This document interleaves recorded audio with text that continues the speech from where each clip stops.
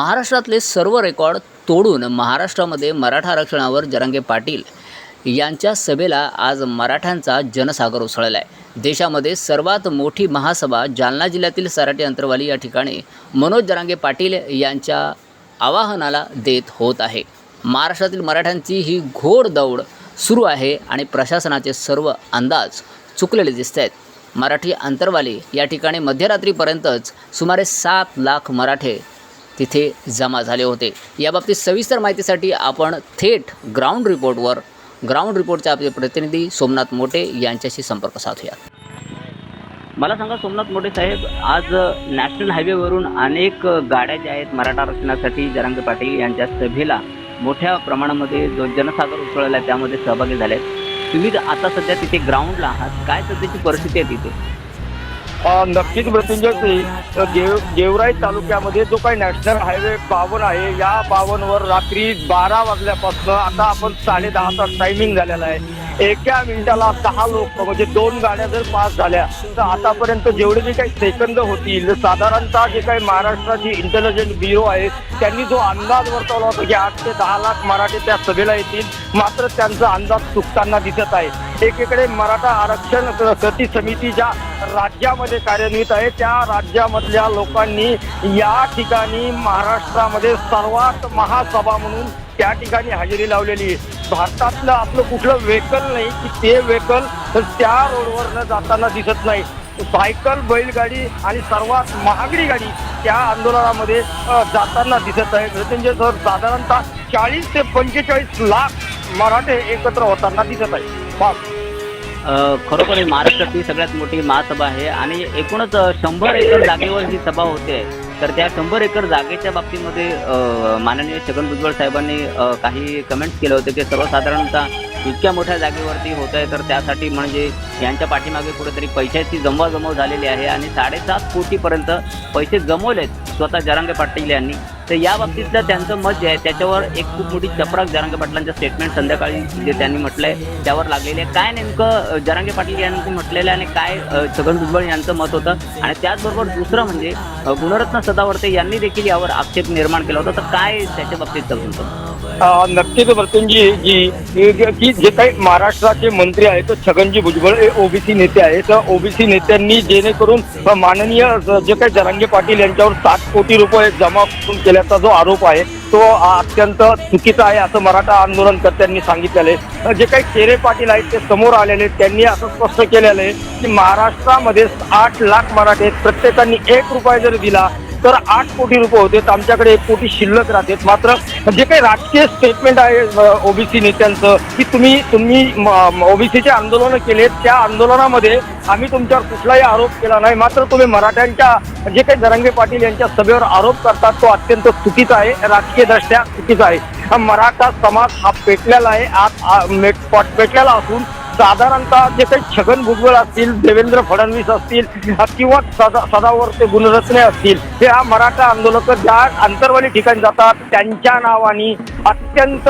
घणाघाती टीका करताना दिसत आहेत। मी रस्त्यावर नॅशनल 222 वर उभा असताना देवेंद्र फडणवीस असतील किंवा छगन भुजबळ असतील यांच्यावर घणाघाती आरोप करताना मराठा आंदोलकांची भूमिका दिसून येत होती। साधारणतः सदा गुणवर्ते यांनी आता पोलीस कमिशनरला की संबंधित विभागाला जरांगे पाटील यांना अटक करा असं विधान केल्याच्या नंतर जे काही वादळ निर्माण झालं आणि सदा गुणवत्तेचा जो काही आरोप होता की त्यापासून कायदा सुव्यवस्था बिघडण्याची शक्यता आहे। मात्र महाराष्ट्रातल्या मी ज्या ठिकाणाहून उभे आहे त्या ठिकाणी पोलीस प्रशासन नग्न अवस्थेत दिसून येतंय, कारण की नाहीच त्या ठिकाणी अत्यंत सुरळीत लोक चाललेले आहेत। जे काही स्वयंसेवक आहेत ते त्यांना दाखवतात आणि त्या मार्गदर्शक झालेले एवढ्या मोठ्या यंत्रणेमध्ये पोलीस प्रशासन असून नसल्यासारखं आहे, जेणेकरून त्यांची ड्युटी आहे मात्र त्या ठिकाणी उभा असल्याचं दिसून येतंय। मात्र मराठ्यांचा जो काही जन आक्रोश आहे, जे काही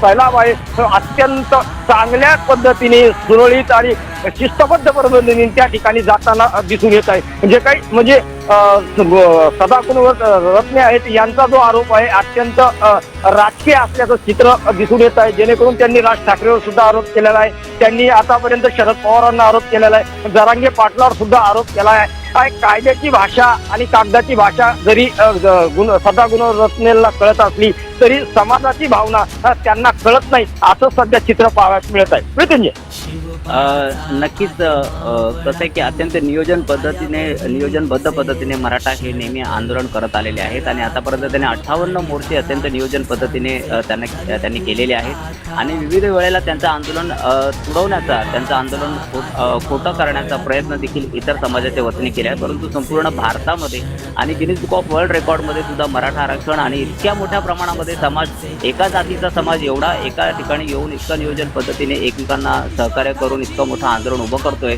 ही देखील आज अमेरिकापासून सगळ्या देशातील लोकांनी वाखाणलेली गोष्ट आहे. आज संपूर्ण जगाचं लक्ष जरांगे पाटील यांच्या सभेवर लागलेलं आहे. कारण का गेल्या महिन्यामध्ये 12 दिवस जरांगे पाटील यांनी उपोषण केलं होतं आणि त्यानंतर उपोषण सोडताना त्यांनी सरकारला 1 महिन्याचा अल्टिमेटम दिलं होतं आणि त्यामुळेच आज 14 तारीख ही अत्यंत महत्त्वाची तारीख जरांगे पाटील यांच्या बाबतीत, त्या सभेच्या बाबतीमध्ये म्हणण्यात येते. सध्या तिथे जी व्यवस्था आहे ग्राउंडला, लोकांचं नियोजन कशा पद्धतीने करण्यात आलं, स्त्रियांना कुठे बसवण्यात आलं आहे, कशा पद्धतीची पुरुषांची व्यवस्था आहे, वाहनांची पार्किंग जी आहे ती नेमकी कशा पद्धतीने केलेली आहे आणि इथे कोणकोणत्या प्रकारची वाहनांच्या इथे आता सध्या पोहोचलेली आहे. नक्कीच मृत्युंजय, की सराटी अंतरवाली या ठिकाणी 7 प्रवेशद्वार आयोजित करण्यात आलेले आहेत. त्या प्रवेशद्वारापैकी 2 प्रवेशद्वारातून फक्त महिला प्रतिनिधी त्या ठिकाणी जाणार आहेत. वाहनांसाठी 100 एकरची एक पार्किंग व्यवस्था करण्यात आलेली आहे आणि त्यामध्ये गाडी बैलापासून तर जगातलं सर्वात जे काही 4 व्हीलर व्हेकल आहे त्या ठिकाणी, त्या कार्यक्रमाच्या ठिकाणी पार्किंगला लागणार आहे. आत्ताच एका स्वयंसेवक आणि मराठा कार्यकर्त्यांनी असं सांगितलं की तुमचे चॅनलवाले काय करतायत, की जेणेकरून नॅशनल चॅनलवाल्यांनी असं सांगितलं की 1 ते 3 लाख लोक त्या ठिकाणी आलेले आहेत आणि हा किती तुम्ही चुकीचं बातम्या करताय, तुमच्यावर विश्वासार्हता आमची संपलेली आहे. मात्र मी त्यांना सांगितलं बातमी करण्याची पद्धत असती, त्या पद्धतीनुसार बातमी करतात. मात्र हा गोदी मीडिया नाही हे स्पष्ट होताना दिसत आहे. मीडियांनी पारदर्शकता बाळगली पाहिजे, कुठल्या समाजाच्या भावना दुखावल्या नाही पाहिजे याची दक्षता घेतली पाहिजे. मात्र सध्याचा जो ट्रेंड चाललेला आहे हा ट्रेंड अत्यंत जिम्मेदारीचा आहे. जिम्मेदारी नसताना स्टेटमेंट करण्यात आहे की त्यांनी मला 1-2 नॅशनल चॅनलचे नाव सांगितले, मात्र त्यावर मी काही भाष्य केलं नाही. निश्चित मृत्युंजयजी, आपल्या चॅनलच्या माध्यमातून मी स्पष्ट करू इच्छितो की साधारणतः तिथं पोलिसांनी दिलेली जी आकडेवारी आहे, या ठिकाणी एवढे लोक येतील त्यांचा जो अंदाज आहे तो अंदाज चुकताना दिसत आहे. साधारणतः त्या ठिकाणी 30 ते 35 लक्ष लोक एकत्रित होण्याची संकेत सध्या तरी दिसून येत आहे. अजून त्यापेक्षाही वाढण्याची शक्यता नाकारता येत नाही. त्या ठिकाणी जे काही मराठा आंदोलक जी कृती समिती आहे प्रत्येक ठिकाणावरची त्या ठिकाणी जाण्याचं नियोजन करतात. पाण्यापासून जेवणापासून ज्या ठिकाणी वैद्यकीय सेवा असेल 60 ते 70 अँब्युलन्स सेवा त्या ठिकाणी दिलेली आहे. महालक्ष्मी जी काही रुग्णवाही सेविका आहे महाराष्ट्र राज्याची, त्यांनी 70 अँब्युलन्स घेऊन सराटी अंतरवाली या ठिकाणी आपलं योगदान दिलेलं आहे आणि त्यांनी असं स्पष्ट केलं आहे की कुठल्याही मराठा आंदोलकांना आरोग्य सेवा पुरवण्यासाठी आम्ही सक्षम आहोत. म्हणजे यावरून असं स्पष्ट होतं की आम्ही 1ही रुपया घेतलेला नाही, आम्ही आरक्षण मागायला जातो आणि सेवा देण्यासाठी त्या ठिकाणी कार्यरत होणार आहोत असं स्पष्ट केलेलं आहे. मात्र मराठ्यांचा ओघ पाहता महाराष्ट्र जगामधले सर्वात महासभा म्हणून चुकीचं ठरणार नाही. नक्कीच, खरं तर मोठे साहेब, या महाराष्ट्रातली साधारणतः 89% जनता ही खरं तर शेतकरी आहे आणि गेले 10 वर्षापासून जे शेतकऱ्यांना जे सहन करायला लागतं किंवा ओला दुष्काळ असेल, सुका दुष्काळ असेल आणि यामधून सर्वसाधारणतः वर्षभरामध्ये साधारणतः 5,500पर्यंत शेतकरी आत्महत्या होत आहेत आणि या सर्व गोष्टी सरकारला माहीत असताना सुद्धा गेल्या 10 वर्षामध्ये मराठा आरक्षणाचा मुद्दा हा वेळोवेळी मागे पडलेला आपल्याला पाहायला मिळतोय. अनेक ठिकाणी आंदोलन घडले, चाकणचंही आंदोलन घडलं, तेही फोडण्यात आलं, तेही फोडण्याचा प्रयत्न करण्यात आला. औरंगाबादच्या आंदोलनाला देखील फोडण्याचा प्रयत्न करण्यात आला. जरांगे पाटील यांचं आंदोलन देखील फोडण्याचा प्रयत्न केला. अनेक नेते जरांगे पाटील यांना भेटायला गेले होते. 12 दिवसामध्ये सर्वसाधारणपणे 40 ते 45 नेत्यांनी तिथे जरांगे पाटील यांना भेट दिली होती आणि त्यानंतर हा विषय पुन्हा एकदा उफाळून आला. परंतु महत्त्वाचा मुद्दा असा आहे की ओबीसीच्या आरक्षणाच्या मध्येच मराठांना आरक्षण पाहिजे आणि हा जो विषय आहे हा विषय सुप्रीम कोर्टामध्ये सध्या पेंडिंगमध्ये आहे असं उपमुख्यमंत्री देवेंद्र फडणवीस यांनी म्हटलं होतं. या बाबतीत नेमकं मराठ्यांची जी ध्येय धोरणं आहेत ती नेमकी काय आहेत, काय वाटतंय तुम्हाला? निश्चित मृत्युंजयजी एखाद्या गोष्टीत कायदा आणि कागदाचा मेळ लागल्यानंतर समाजाचा जो काही आरसा असतोय, कारण की डॉक्टर बाबासाहेब आंबेडकरांनी ज्यावेळेस ओबीसीचा जो कोटा डिक्लेअर केला होता त्या कोट्यामध्ये मराठा कुणबीचं आरक्षण ऑलरेडी आहे. मात्र देना आया तो रोना आया. आता जे आरक्षणामध्ये मराठ्यांना काही मराठवाड्यातले बीड असेल, जालना असेल, उस्मानाबाद असेल, लातूर असेल किंवा नांदेड असेल या लोकांचा समावेश नाही. त्यांच्या जे काही जात पडताळणी आहे, वंशवळी आहे, त्याचे काही दाखले आहेत, जे काही मागासलेल्या आयोगाचा जो अहवाल आहे त्यामध्ये जवळपास ते मिळते जुळते आहेत. मात्र त्यांना त्यामध्ये समावेश केला नाही आणि त्याचा जो काही अधिकार आहे त्या अधिकारावर गदा आणलेली आहे. राजकारण करणारे लोक भारतीय जनता पक्ष असो, काँग्रेस असो, शिवसेना असो यांनी राजकारण केलेलं आहे आणि राजकारण केल्यामुळे समाज भरकटला गेलेला आहे. समाजाच्या लक्षात आलेलं आहे कायदा आणि कागद यांचा ताळमेळ करून समाजाला दिशाहीन करण्याचे दिवस आता गेले असं आंदोलनकर्त्याचं मत आहे. मात्र सुप्रीम कोर्टाचा हवाला दिल्यानंतर ही जी लढाई न्यायालयीन लढाई आहे ती लढत राहणार. मात्र ओबीसी मधूनच आरक्षण मिळालं पाहिजे, कुणबीचं सर्टिफिकेट दिलं पाहिजे अशी मागणी जी आहे ती जवळजवळ मागणी रास्त असल्याचे चित्र सध्या पाहावयास मिळत आहे. नक्कीच संपूर्ण भारतामधून आपण पाहिलेले अनेक घोटाळे झाले आणि या घोटाळ्यामधून 14,000 कोटीपर्यंतचा भारताचा पैसा जो आहे आज परदेशामध्ये गेलेला आहे, जो परत आलेला नाही आहे. आणि त्याचबरोबर कोरोनाच्या काळाच्या नंतर देखील आपण पाहिलं आहे की जो भारताचा जो GDP आहे तो -23 म्हणजे -23पर्यंत आपण खाली म्हणजे आपण इतक्या अधोगतीला खाली उतरलो आहोत. आता कुठेतरी आपण त्याच्यामध्ये उभार करण्याचा निर्माण करण्याचा प्रयत्न करत आहोत आणि याची झळ सगळ्याच समाजाने मिळालेली आहे. परंतु सगळ्यात जास्त समाज जो याच्यामध्ये भरकटला गेला आहे तो मराठा समाज आहे. मराठा समाजातील मुलांना जी शिक्षणाच्या बाबतीमध्ये असेल किंवा त्यांना नोकरीच्या बाबतीमध्ये असेल या ठिकाणी त्यांना आरक्षण मिळत नसल्यामुळे जी स्पर्धा आहे त्या स्पर्धेनं त्यांना तोंड द्यावं लागतं आणि ते अत्यंत निकृष्ट पद्धतीने त्यांना तोंड द्यावं लागतं आहे. कारण की जी जनसंख्या जी आहे जनसंख्येच्या मराठ्यांच्या बाबतीमध्ये जो विचार करण्यात आला आहे तोही विचार जातीनिहाय, अर्थनिहाय अशा सर्व गोष्टींच्या बाबतीमध्ये करण्याचा प्रयत्न केला जातो आहे. परंतु गेल्या 12 ते 14 वर्षापासून हा देखील विषय प्रलंबितच राहिलेला आहे. अनेक मराठी नेते यांनी पुढाकार घेतलेल्या अनेक मराठा सामाजिक कार्यकर्ते यांनी वेळोवेळी केंद्रात असेल, राज्यात असेल या सगळ्या गोष्टींचा उठाव केलेला आहे. आता हा जो जरांगे पाटील यांचा जो विषय आहे याला कोणतं राजकीय वळण देण्याचा प्रयत्न केला जातोय?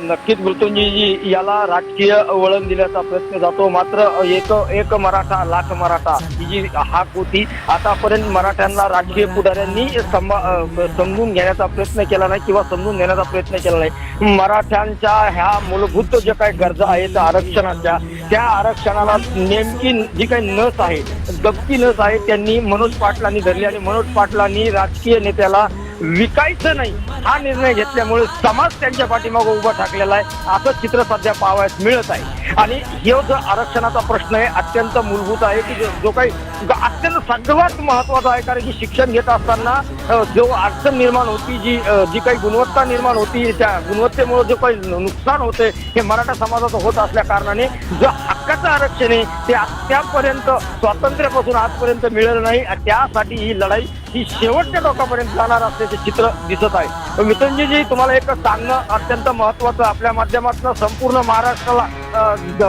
माहिती देणं सुद्धा गरजेचं आहे की या मराठा आरक्षणाच्या लढ्यापासून मुस्लिम समाजाचं आरक्षण असेल, धनगर समाजाचं आरक्षण असेल हे भारतीय जनता पक्षाने आतापर्यंत 370 कलम रद्द केला, 54 हे रद्द झाला. त्यानंतर राम जन्मभूमी प्रश्न सुटला आणि भारतीय जनता पार्टीकडे कुठला अजेंडा राहिला नाही म्हणून आरक्षणाचं लिंबू दिलं जात आहे अशी आरोप सुद्धा आंदोलनकर्त्यांकडून होताना दिसत आहे. राजकीय नेत्यावर जी काही मराठ्यांची मुस्लिम समाजाची जी काही मॅजॉरिटी होती किंवा जे काही कमांड होतं ते कमांड सुटताना दिसत आहे. त्यामुळे राजकीय लोकांचे सुद्धा धावे दणाणल्याचे चित्र मी सध्या महाराष्ट्रात दिसून येत आहे.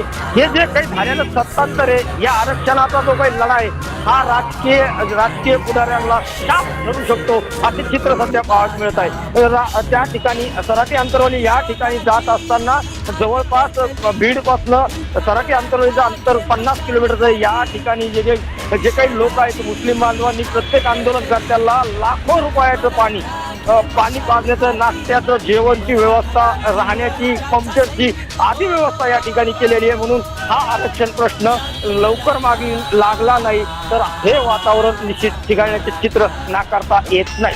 आम्ही मृत्युंजयजी.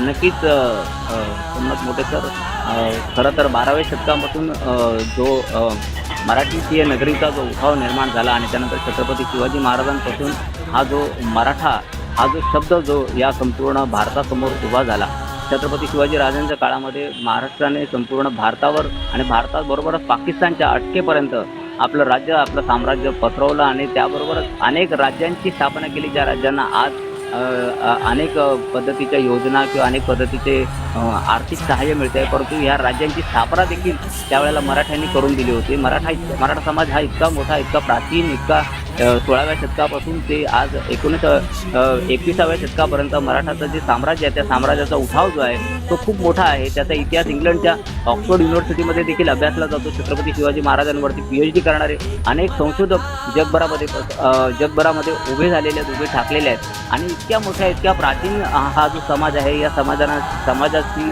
जी आरक्षणाची जी भूमिका आहे, या भूमिकेबाबत सरकार इतकं थंड आहे, इतकं गार आहे की गेल्या अनेक वर्षापासून 1952 पासून 1960 पासून जे काही आंदोलनं घडलेले आहेत मराठ्यांच्या बाबतीमध्ये त्याच्यावर त्यांनी एक तिळमात्र विचार केला नाही. आणि आजही ते घोंगडं तसंच भिजत पडलेलं आहे. आणि ही वेळ आलेली आहे की आज भर उन्हामध्ये इतके लाखो लोक, 12 लाख ते 15 लाखपर्यंतची जनसंख्या जी आहे आज 100 एकरच्या जमिनीवर एकत्र जमा झालेली आहे. आणि संपूर्ण 36 जिल्ह्यामधून मराठा समाज तिथे एका ठिकाणी जालनामध्ये उपस्थित झालेला आहे. एक व्यक्ती जरांगे पाटील यांच्या हाकेला हे सगळेजण साथ देत आहेत. इतक्या नियोजन पद्धतीने हे सगळेजण तिथे उपस्थित झालेले आहेत. आपल्या लहान किंवा मुलांसह, आपल्या महिलांच्यासह, आपल्या पूर्ण कुटुंबासह ते तिथे उपस्थित झाले आहेत. हा संपूर्ण विषय जो आहे हा खरोखरच एक अभ्यासाचा आणि एक खरोखरच अभिमानाचा विषय आहे की संपूर्ण मराठा समाज हा एकत्र आहे, एक आहे, एक मुखाने आवाज देत आहे. एक मराठा लाख मराठा अशा पद्धतीची जी काही संवेदना निर्माण झाली होती, केली होती आणि अशा पद्धतीच्या आरोळ्या ज्या ऐकायला आल्या होत्या, त्या आरोळ्यांना आज सत्तेचं रूप संपूर्ण भारताच्या समोर दिसत आहे. तुम्हाला आणखी या व्यतिरिक्त काय आणखी बोलायचं आहे का? नक्कीच नाही मृत्युंजयजी. आता चाललेला हा जनसमुदाय, हा जो काही ही सभा आहे ही मराठ्यां समाजाला दिशा देणारी आणि राजकीय पक्षांना भाषा करणारी सभा असेल. कारण की राजकीय पक्षांचे धाबे दणाणल्याचे चित्र सध्या पाहावयास मिळत आहे. सर्वात जास्त मराठी समाजाचा रोष जो काही देवेंद्र फडणवीस असेल किंवा छगन भुजबळ असेल किंवा सदाकुलवर्ती असेल यांच्यावर असून मराठा समाजाला जेणेकरून आरोप प्रत्यारोप करणं सोपं आहे पण त्यांच्याशी खेचणं अवघड आहे. मराठ्यांचा इतिहास फार वेगळा आहे असे सुद्धा आंदोलनकर्ते बोलून दाखवतात. म्हणून येणारी निवडणूक ही राज्यकर्त्यांना सर्वात महागडी निवडणूक असणारे, सगळ्यात महागडी निवडणूक सामोरे जावं लागत असेल. नरेंद्र मोदी यांनी 370 कलम रद्द केला, लोकसभेत कायदा पारित केला, त्यावर एवढा गदारोळ झाला नाही. मात्र मराठ्यांचं आरक्षण दिलं नाही तर नरेंद्र मोदींना सुद्धा महाराष्ट्रात आणि देशामध्ये माघार घ्यावी लागेल असे चित्र सध्या पाहावयास मिळत आहे. मृत्युंजयजी.